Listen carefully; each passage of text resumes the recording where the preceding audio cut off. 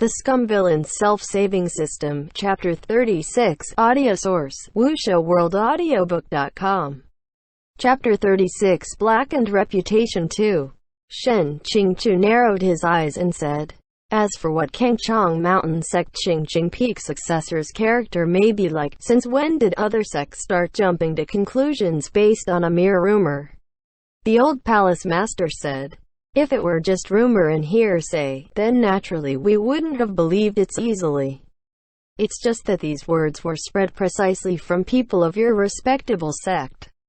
Quote. He surveyed his surroundings and continued, "Everyone here knows and would agree that it is common for disciples to have good relations with one another. It is also inevitable for some gossip and slander to spread. It's only this matter of Peak Lord Shen deliberately suppressing how he beat and harmed his disciples, which makes him unworthy of being described as an unblemished moral character." Upon hearing this, Xiāng Tóngxiù was incredulous. Harming his disciples? That was indeed the truth. When Luobing was growing up, Xiāng Tóngxiù would abuse him in every possible way, using him for child labor and the like. All those bygone days could be written into a tragedy novel of its own.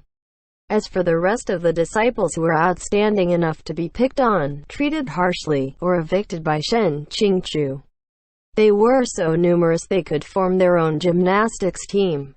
Only, the perpetrator of this cruel treatment wasn't him, but the original goods. Yu Qingyuan said solemnly, "Since you know they were just rumor and hearsay, then how can you not know there's no benefit in dwelling on the subject?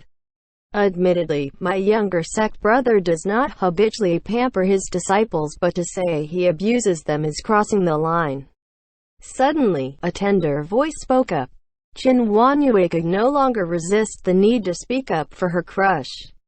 "If my humble self may be so bold to ask sect leader Yu, ordering a teenage youth to fight against a demonic sect elder with hundreds of years of experience and armor bristling with poison spikes, could this not be counted as persecution and abuse?"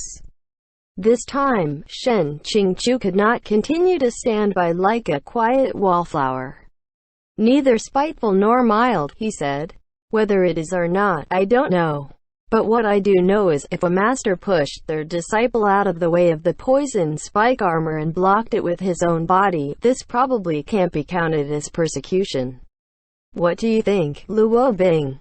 Hearing this name, the faces of many cultivators present flickered in astonishment, especially those from Kangchong Mountain Sect. Some had originally held some suspicions upon seeing his face, such as Qi Qingqi, and were now shocked by the reveal. As for those group leaders who had only just arrived at Jinlan City and been brought to their knees upon meeting Luobing, they had already weathered the hail and storm and were now, in fact, calm and collected. In the past, because Xiāng Tóngxiù frequently punished Luobing, Yu Qingyuan had also seen Luobing a few times, but that was during Luobing's youth. Later, when Xiāng Tóngxiù started putting Luobing to good use, he would often be absent from Qingjing Peak running various errands, making it even harder to meet him. During the Immortal Alliance conference, he had glimpsed Luobing's face in the crystal mirror, but only for a brief moment and through the mirror's murky surface no less. Thus, this whole time he had not recognized that this handsome, commanding youth beside Huanhua Palace's palace master was, in fact, Xiāng Tóngxiù's dearest disciple, from back then. Before this, Yu Qingyuan had heard that the palace master thought highly of his most senior disciple, so he had mistaken Luobing for Gong Yishao this entire time. Now with Xiāng Tóngxiù revealing this, he was also stunned. Amongst the crowd, Luobing stared at Xiāng Tóngxiù, gaze fixed. Xiāng Tóngxiù tilted his head, spread open his folding fan, and unexpectedly had the impulse to return a smile, though the small curl of his lips probably would have been seen as a taunt or provocation. To say he wasn't angry at all was bullshit. Xiāng Tóngxiù admittedly often worried about his own small life, so he was always overthinking everything when it came to Luobing. But when he blocked that attack for Luobing, he was acting on his own instinct. Although Luo Bing probably didn't need any help from others to solve the crisis. No matter how you looked at it, in the 3 rounds of fighting, the person who had suffered the most damage was him. To go so far as to use even this matter to slander him, drench him in dirty water, incense the Shen Qingqiu. Luo Bing said slowly. Plus Zun placed his life on the line to protect me. This grace I will never forget. Qi Chengqi incredulously said, "It's really you, Shen Qingqiu, didn't you say he died?" Quote. She looked at Luo Bing again. "Since you're alive, why didn't you return to Qingjing Peak? Don't you know, for your sake, your S. Plus Zun was distracted. Shen Qingqiu burst into a fit of dry coughing, distracting enough that Qi Qingqi had no choice but to stop and glare at him. Shen Qingqiu wanted to bow to her. He had a premonition that her next words would be distracted like he lost his soul. Quote. He never wanted to hear those words again. A sudden rush of goosebumps rose on his skin. If Luo Bing heard this, he would laugh so hard his perfect male protagonist's face would crack. The old palace master persisted on the subject. That's precisely the point that puzzles people the most. He clearly didn't die, so why insist he's dead? And why is it that he clearly could return, but isn't willing to? Shen Qingqiu was thoroughly annoyed by his insinuating tone. If he isn't willing to return, then I can't do anything about it. He comes peacefully, he leaves freely, however it pleases him. If the old palace master wants to say something, please say it straight. The old palace master laughed. What I want to say, Peak Lord Shen, you are already well aware. Those here with clear minds will also understand. These sower demons should be incinerated, but if there was someone operating behind the scenes, someone adding fuel to the fire, these should not be spared. No matter what, all of Jinlan City is owed an explanation. With just that, he succeeded in igniting the enmity of the Jinlan City survivors at the scene. They had just suffered through a big disaster. With their mood already sullen and terrified, they were itching for a target to take their anger out on. Quite a few people responded with hooting and jeering. Luo Bing said, Plus Zun abhors evil. When it comes to demons, he can't help but kill them on sight and rejoice afterward. How could he collude with them? These words seemed to absolve Shen Qingqiu of wrongdoing, except, of those present, only he could understand the hidden meaning behind the words. Couldn't help but kill them on sight and rejoice afterward. Now that the cat was out of the bag, Shen Qingqiu might as well come out with it and ask. Luo Bing, right now are you a disciple of Qingjing Peak or a member of Huanhua Palace? The old palace master sneered. After all this, Peak Lord Shen, you're willing to recognize this disciple of yours again? Shen Qingqiu said, I never evicted him from the sect. If he is still calling me S. Plus Zun, IA. Sume, he's willing to be recognized as my disciple. His words were said purely to annoy Luo Bing's psyche. However, it seemed he didn't succeed. Luo Bing's eyes flickered. Shen Qingqiu didn't know if it was his imagination, but the expression in Luo Bing's eyes appeared to clear. In a moment, the two opposing factions were clear, standing opposite one another, distinctly separated. It was as if sparks collided, emitting an aura of hostility, swords drawn, bows bent. As for the sower demon who had triggered this conflict, he was forgotten to one side. No one cared to deal with him. Suddenly, a coquettish female voice asked, Shenju, are you Shenju? As soon as he heard this name, Shen Qingqiu's unperturbed countenance was almost cracked into the great African Rift Valley.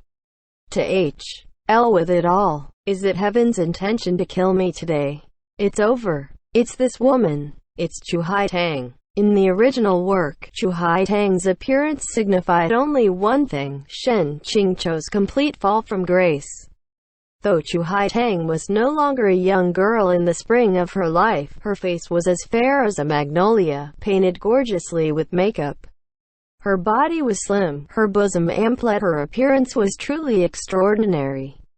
And because her appearance was extraordinary, she naturally could not escape the fate of becoming part of Luo Bing's harem. The problem was, she once had a relations plus P with Xiāng Tóngxiù. Congratulations. To be involved in ambiguous relations plus PS with two wives of a stallion novel protagonist, the original Xiāng Tóngxiù was truly one of a kind.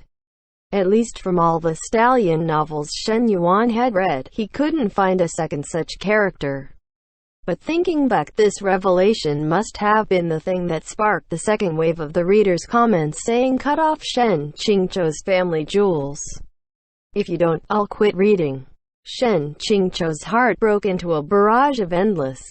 In response to this perilous situation, Chu Haitang drew her sword and leveled it horizontally before her chest with an attitude of, if all comes to worst, she'd kill him then herself. "I am asking you a question. Why do you not dare to look at me? Big sister, how can I dare look at you? You're coming after my life." Chu Haitang's expression was full of sorrow. "I was saying it was no wonder I searched for so many years and never saw you again. It turns out you had long reached a higher place in life and became this lofty Qingjing Peak Lord. Ha ha, how impressive." Xiāng Tóngxiù truly didn't know where to look or what to say. Consequently, he gazed steadily forward and did his best to school his expression into detached apathy. The crowd was whispering amongst each other. Yu Qingyuan whispered, "Qingqiu, this young lady and you are truly old acquaintances?" Xiāng Tóngxiù's tears watered the fields of his heart. "Plus Shang, don't ask." On that side, Chu Haitang spoke again in a distressed tone. "Old acquaintances? Not only were we acquaintances, I and this sanctimonious man were childhood sweethearts. I'm his fiancé." Hearing this, Luo Bing's brows twitched wildly. "No, you're obviously Luo Bing's wife. Hurry and wake up." Shang Qinghua exclaimed, "Huh? Is this true? How come I've never heard Shen S. plus Zhang mention this before?" Xiāng Tóngxiù pulled at the corner of his lips and gave him a fake smile. "Could you please not add fuel to the fire?" This melodramatic and hated part that painted him as a SCM villain, who made it up again. And someone even had the nerve to stand there enjoying the show. And these bystanders, aren't they cultivators? How come they all love watching gossip? Everyone leave, get out, get out, get out. Chu Haitang gave a bitter smile. This person is a beast in human form, a refined-looking scoundrel. Naturally, he doesn't dare to mention things that would give him a guilty conscience. Great Master Wu Chen had interacted with the three people of Kangchong sect for a period of time and received Xiāng Tóngxiù's care, so he had good feelings towards the latter.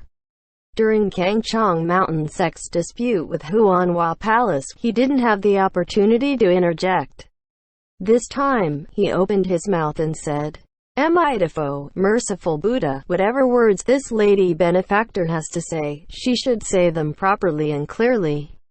Blind announcements do not inspire trust." Xiāng Tóngxiù's heart streamed with tears. "Great Master, I know you're doing this for my own good, but I'll actually suffer if she speaks her words clearly. This truly is the saying. Not frightened of doing a shameful deed, just afraid the ghost consequences will come knocking." At this moment, Chu Haitang became the focus of everyone's attention. She was so excited that her face flushed. She puffed out her chest and shouted, "If there is half a phrase of a lie in the following words I, Chu Haitang, will say, then let me be pierced by 10,000 of the demon's poisoned arrows and die a horrible death." Quote. She pointed straight at Xiāng Tóngxiù, flames of fury raging in her eyes. This person right now is Kangchong Mountain Peak Lord Xiāng Tóngxiù, the famous and reputed Shu Ya sword. But no one knows what kind of thing he used to be. Her words were rather offensive. Qi Qingqi's elegant brows furrowed. "Watch your words." Chu Haitang right now was the hall master of some miscellaneous small sect. Reprimanded by one of the leaders of the large and influential Kangchong Mountain sect, she subconsciously retreated a step. But the old palace master said, "Peak Lady Qi, there's no need to be angry. Why not let this young lady finish speaking?" You can't block a person's mouth, after all. Chu Haiteng looked at him and gritted her teeth. The hatred in her eyes concealed the fear. Her voice rose again. When he was 12, he was nothing more than a slave my family bought from a foreign human trafficker. Because he was the 9th Jew, he was called Little Jew. My parents, seeing he was mistreated by the slave dealer, really pitied him. They took him back home, taught him to recognize words and study, gave him the means for food and clothing until he was full and warm without any concerns. My brothers looked after him like a part of the family. When he was 15, my parents passed away and my elder brother became chief of the household.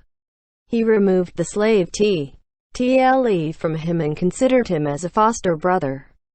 As for me, because I grew up with him, I was deceived by him, going as far as to truly think we complemented each other, we were each other's sons, plus nay, and as a result, set up an engagement.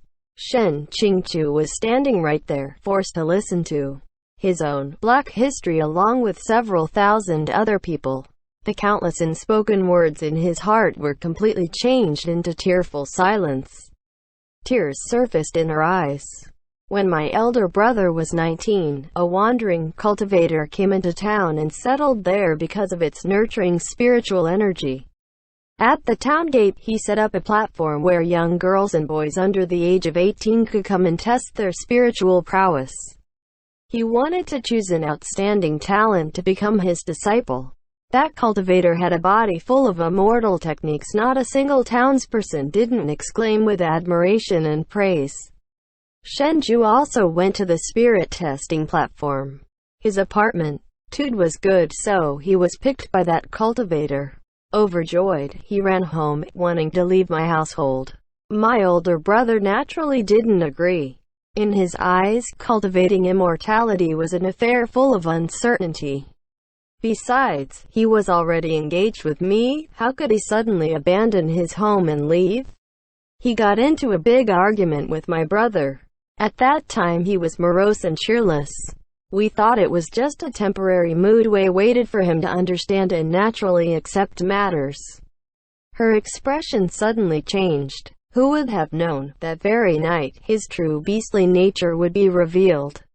He went berserk, killed my brother and many other household servants. The corpses littered the grounds of our home. Under the cover of night, he left the town with that cultivator. With this huge change in my family, I was only a weak little girl who was powerless to support the household. Such a big family and all the property destroyed. I painfully searched for this person, object of my grudge, for so many years, always without finding any trace of him. The cultivator who took him under his wing back then had long died a violent death. From then on, the trail was even more broken. If not for today's chance coming to Jinlan City, I'm afraid that for my entire lifetime I would not have been able to know that this villain, who bit the hand that fed him and backstabbed his benefactors, was somehow climbing up in the world this entire time, and even climbed up to the position of a peak lord of the biggest sect under heaven. Even though he's very different from the past. But this face, even if it was turned to ash, I would never mistake it. I'm not afraid to name that cultivator who incited him to commit such a violent crime either. He was registered in the wanted list for many years, the one whose hands took innumerable lives, Wu Yanzi. This Wu Yanzi could be said to be notorious, with countless criminal records. Suddenly bursting out that one of the 12 peak lords was one of his disciples, the crowd couldn't help but be terrified. But amongst the wide expanse of gasps, Shen Qingqiu instead calmed down. His heart was actually faintly doubtful. At first glance, the experience Chu Haiteng relayed was full of eventful ups and downs. But it was not without its holes. It wasn't that Shen Qingqiu discriminated against the original goods, but the original work had devoted lots of energy to Shen Qingqiu's unpleasant personality. His repulsiveness and rigidity, narrow-mindedness and pettiness, impoliteness and lack of communication, inability to know how to win favors, aloofness, and vanity. This kind of personality made it hard to believe that the young Xiāng Tóngxiù would be so lovable that a person with no blood relations plus P would see him as kin. But when others interpreted these words, they could not catch these details. Originally, Xiāng Tóngxiù was most afraid of this part of the plot, but he was not extremely fearful. This kind of old event of bygone years didn't have any definitive evidence. If the accusation relied solely on Chu Haitang, he could convince Chu Haitang that she recognized the wrong person as long as he bit fast and refused to confess. So in the end, it would just be a questionable paint stain on Xiāng Tóngxiù's character vitae. There was no choice. Xiāng Tóngxiù truly did feel sorry for Chu Haitang, but that was the original Xiāng Tóngxiù. He really didn't want to carry this black pot, carry this blame. He much preferred to make it up to Chu Haitang using other means. He didn't kill Lu Qing, didn't molest Ning Yingyang. No matter what, this shouldn't go as far as to make his street die as a 1,000-foot-tall building reputation collapse in a single night, muddling his way until everyone yelled to beat him up. But right now it really was different. The situation was bad because all these questionable, insignificant stains had SED together. WuxiaWorldAudio.com. First, the Soar's control. Then, the old palace master following close behind. Now, Chu Haitang's accusations could actually become the proof for his improper character. A SCM man abusing a woman and then throwing her away, a traitor colluding with the demons, a disciple of a wanted criminal. It was like adding extra flowers to an already perfectly configured brocade. They were beautiful coincidences, each agreeing with the other. As a result, people wouldn't find them to be mere coincidences anymore. The old palace master said, "Sect Master Yu, when taking care of these affairs, being swayed by personal convictions is unacceptable. Otherwise, if word gets out that this grand magnificent Kangchong mountain sect covered up a person whose record is full of notorious stains, how can this be an outcome that'll satisfy everyone?" Yu Qingyuan's tone was indifferent. "So the palace master means, in my opinion, it would be best to have Xiāng Tóngxiù relocated to Huanhua Palace for the time being. Wait until we've ascertained the truth before we come to a decision. How about it?" Everyone knew the true meaning of relocated. Beneath one of Huanhua Palace's temporary imperial residences lay an underground water prison. With complex terrain, coupled with Huanhua Palace's labyrinth formation, this shoving to the bottom of the trunk kind of method was not on the same level as those protective arrays only used to stop non-cultivators. The interior of the water prison was densely guarded, the equipment of the torture chambers comprehensive, specialized without compare. All those imprisoned inside were the cultivation world's most heinous and reprehensible cultivators, their hands having been stained with blood or having violated prohibitions. To put it briefly, Huanhua Palace's water prison was the cultivation world's public prison. Apart from this, if a place was need to temporarily keep custody of cultivators suspected of endangering the human world while they were investigated, those cultivators would also be sent to this place. After the four sects held a joint trial, the punishment would then be meted out. Lu Qing sneered, said enough. After he had controlled his temper to listen to this nonsense for so long, his heart had long harbored fire. He turned his hand and grabbed the Chengluan sword behind his back, poised for a fight. Opposite him, Huanhua Palace's disciples each drew their swords and leveled them in front. "Glares meeting," Yu Qingyuan said. "Junior apprentice brother Lu, stand down." Though Lu Qing was not pleased or willing, if he had to listen to one person, he could only accept Yu Qingyuan's words and so reluctantly let go of the sword handle. Seeing him withdraw, Yu Qingyue nodded. This sort of accusation cannot be supported by mere words. The long sword at his waist, its hilt as black as ink, suddenly sprung from the scabbard to reveal an inch of blinding white blade. In an instant, it was as if a giant formless net was cast above the entire grounds. Within the net, spiritual energy undulated like the tide, rolling in Rus. Plus NG without pause. The cry of the sword seemed to drone in the air without respite. Quite a few relatively younger disciples inadvertently covered their ears, their hearts wildly pounding non-stop. Zhan Su sword. The people of various sects on the grounds were bowled over because of this. Yu Qingyuan told Lu Qing to stand down because he was going to enter the conflict himself. Has the world turned upside down? It was said that since Yu Qingyuan took up the position of Kangchong Mountain's highest peak lord, he had only drawn his sword twice.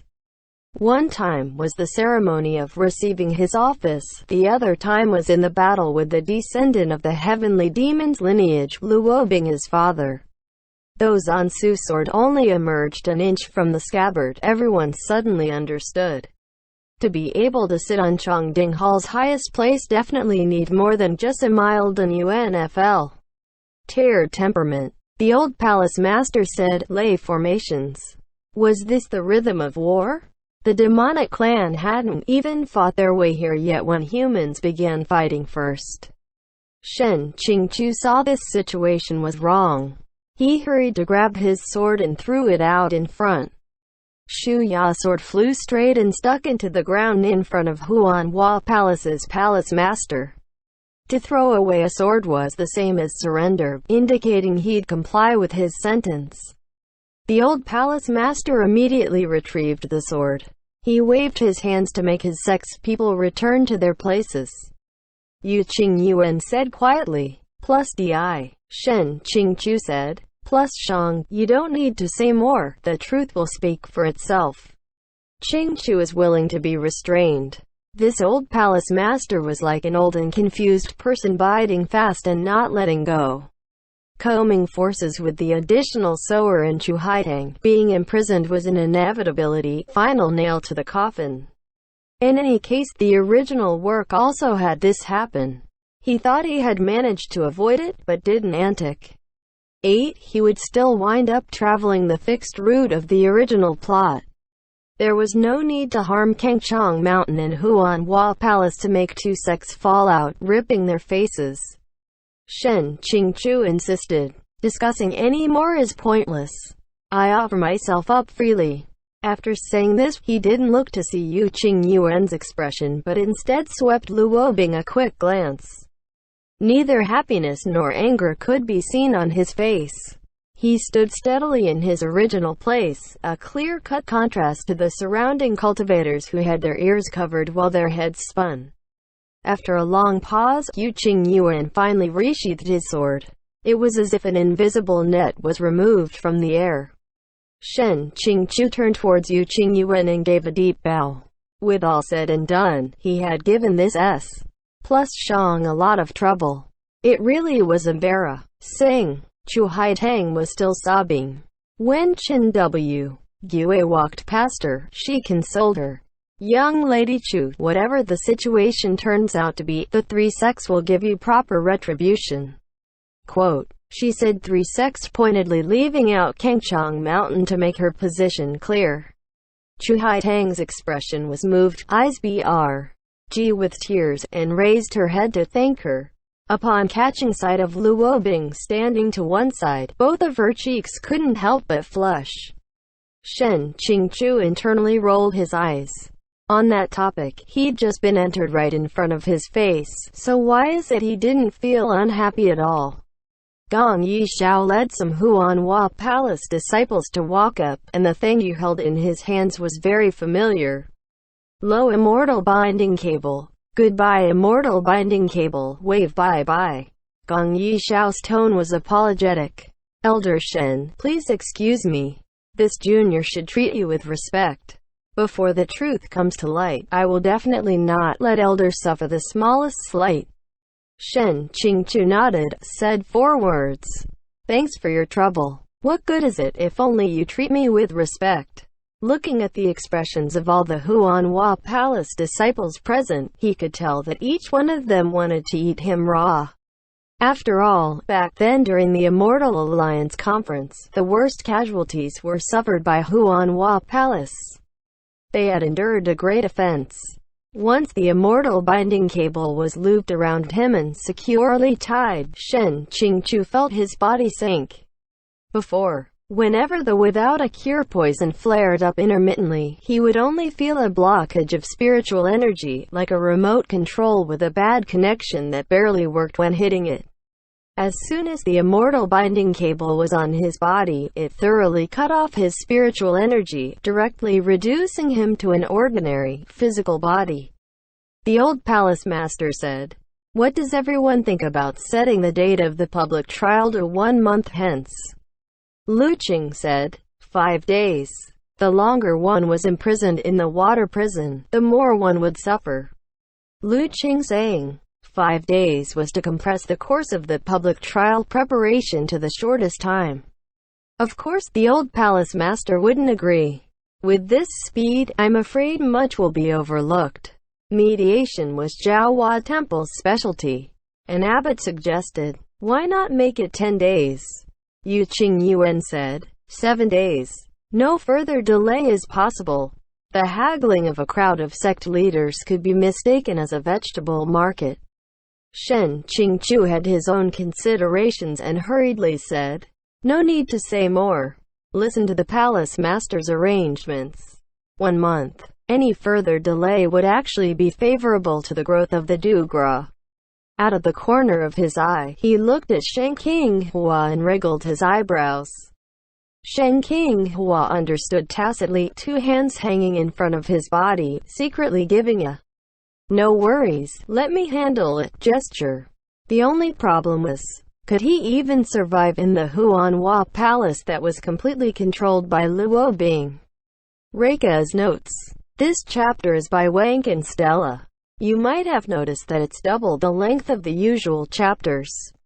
In the future, there will be many longer chapters. If you've forgotten who is who, check out the "What do you think will happen to Xiāng Tóngxiù" end chapter.